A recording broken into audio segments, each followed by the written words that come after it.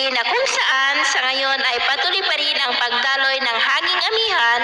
dito po sa northern part ng Northern Luzon at meron po tayong frontal system na nag-i-extend po hanggang dyan po sa may silangang bahagi ng Central Luzon. Walang anumang sama ng panahon natin pong binabantayan na banta dito sa ating bansa at wala rin pong nakikita mula rito sa forecast model na ating ginagamit na bagyo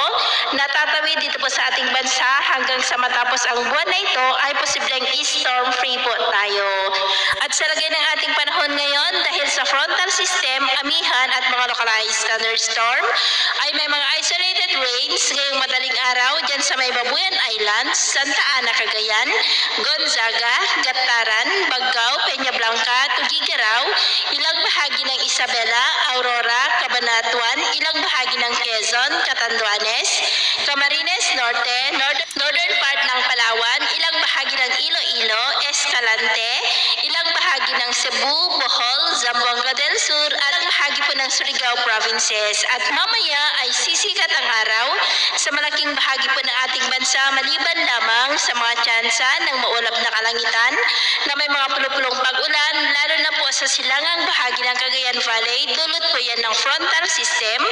at ilang bahagi po ng Palawan. At mamayang hapon,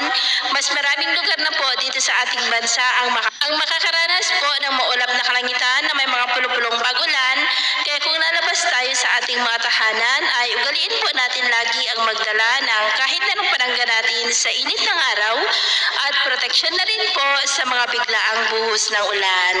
At sa ating namang mga baybayin dahil sa amihan ay maalon po at may kataasan na ang mga alon dyan sa may seaboard ng Batanes, Babuyan Island, Santa Ana, Cagayan, silangang baybayin ng Northern Luzon na ang mga alon po ay posibleng aabot hanggang po sa 1.9 to 2.5 meters height. Kaya iwasan po muna natin ang papalaot lalo na po dyan sa mga may kulay pula para mas makaiwas sa mga sakuna.